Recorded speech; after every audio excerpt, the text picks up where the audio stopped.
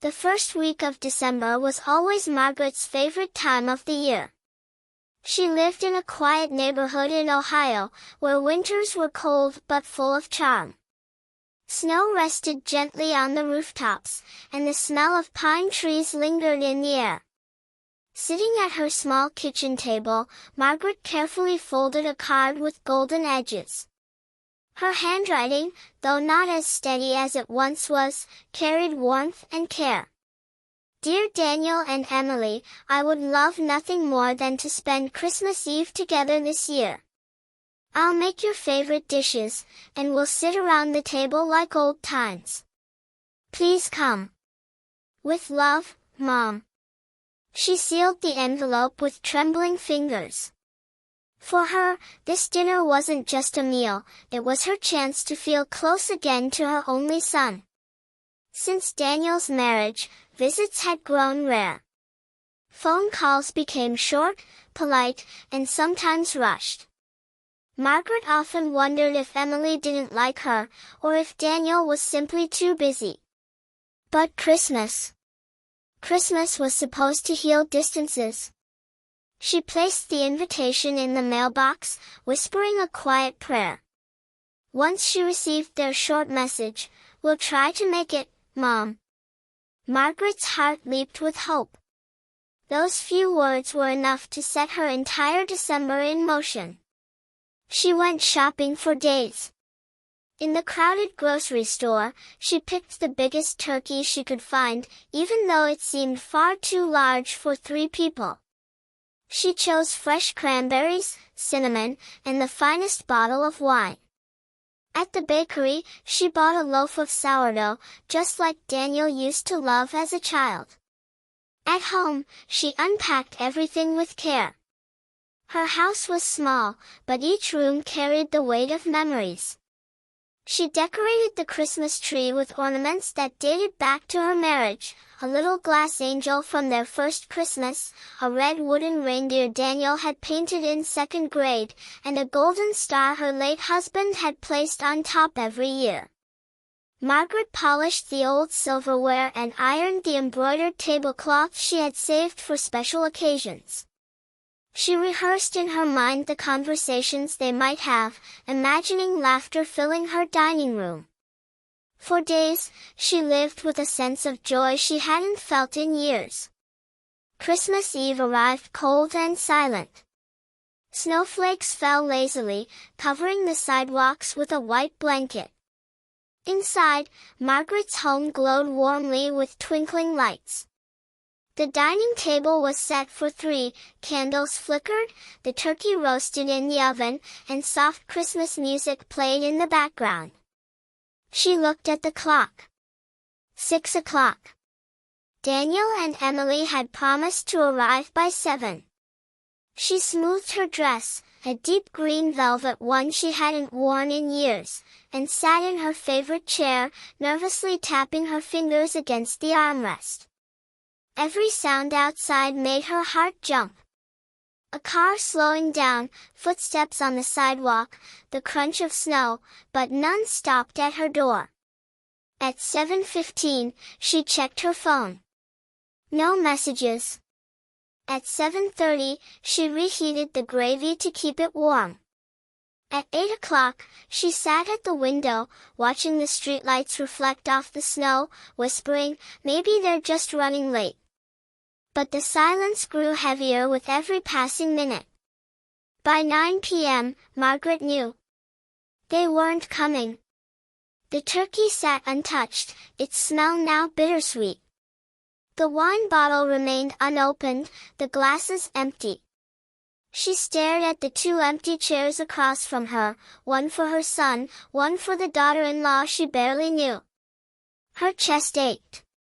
She felt foolish for getting dressed up, for cooking so much food, for believing that things could return to the way they once were.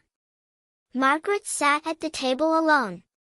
She whispered softly into the quiet, as though speaking to her late husband. "I tried, James. I really tried." A single tear slid down her cheek as the clock struck midnight. The next morning, the house felt unbearably quiet. The smell of roasted turkey still lingered in the air, now mixed with the faint bitterness of disappointment.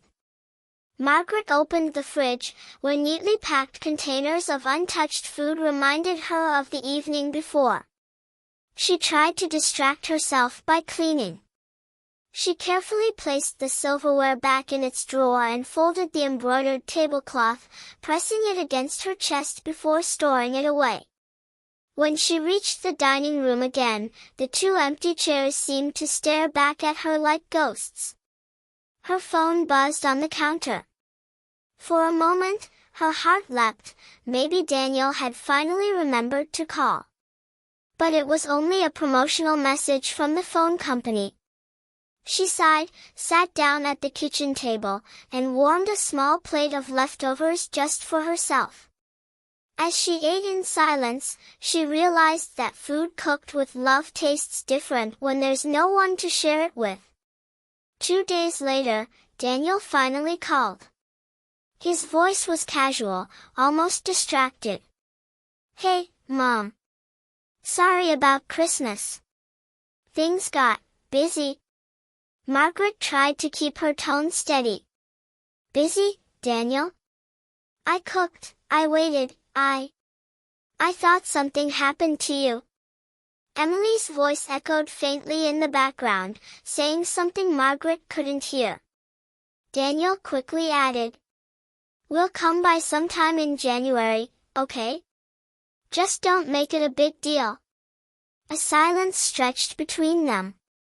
Margaret's throat tightened, but she forced herself to reply. "Of course, sweetheart. Whenever you can." When the call ended, she sat in her chair, her hands trembling. The words, "Don't make it a big deal," echoed in her mind. To her, it was everything.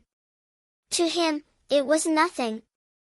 Later that week, as Margaret shoveled snow from her driveway, her neighbor Mrs. Rodriguez approached. She was a warm woman in her 50s, always bringing laughter wherever she went. "Margaret, I noticed your lights were on all Christmas Eve," she said softly. "Were you alone?" Margaret hesitated. "Yes. Daniel and Emily couldn't make it." Mrs. Rodriguez frowned with sympathy. "That's not right. Next year, you'll spend Christmas with us. No excuses." The kindness in her neighbor's voice broke something inside Margaret. She realized she didn't have to keep her pain hidden. Sometimes, family wasn't only about blood, it was about those who showed up when it mattered. That night, unable to sleep, Margaret sat at her desk and began to write. "Dear Daniel, I miss you. I miss the boy who used to beg me to make gingerbread cookies, who stayed up late helping your father put up lights, who held my hand when we walked through the snow. I don't know when we drifted apart, but my heart aches for you. Love, Mom." She folded the letter carefully but didn't place it in an envelope. Instead, she tucked it into a drawer. She wasn't sure if she would ever send it. Maybe Daniel didn't want to hear it. Maybe it would only push him further away. But writing it brought her a sense of peace, as if the words had freed something heavy from her chest. On New Year's Eve, as Margaret prepared a simple dinner for herself, the doorbell rang. Surprised, she opened the door to see Emily standing there alone, her cheeks red from the cold. "Margaret," Emily said softly, "I'm sorry. About Christmas. About everything." Margaret stepped aside, letting her in. They sat at the kitchen table, and for the first time, Emily spoke honestly. "Daniel, he struggles with family gatherings. He says they remind him too much of his dad. He doesn't talk about it, but I can see it hurts him. I didn't know how to fix it, so I let him pull away. And in the process, I pulled away from you too. That wasn't fair." Tears welled in Margaret's eyes. All I ever wanted was to feel like I still have a place in his life. In your life. Emily reached across the table, taking her hand. You do. We just need to find our way back. A week later, Daniel finally came with Emily. He didn't bring flowers or gifts, just a nervous smile. Margaret hesitated at first, but when he stepped inside, she wrapped her arms around him tightly. For a long moment, neither spoke. Then Daniel whispered, "I'm sorry, Mom. I shouldn't have left you alone." Margaret pressed her cheek against his shoulder. "All I ever wanted was to have you here. That's enough." That evening, they sat together at the dining table. It wasn't Christmas anymore, and the turkey was long gone, but Margaret made a simple stew. For the first time in years, they talked, not about schedules or obligations, but about memories, about grief, about healing. The empty chairs were finally filled. And in the soft glow of her living room, Margaret realized something important. Sometimes family breaks apart, but it can also come back together, when someone finally decides to knock on the door. In the weeks that followed their reunion, Daniel visited more often. At first, the conversations were short and cautious, like two people learning how to speak again. But slowly, the walls between them began to fall. One night, Margaret dared to ask, "Daniel, why didn't you tell me Christmas was hard for you?"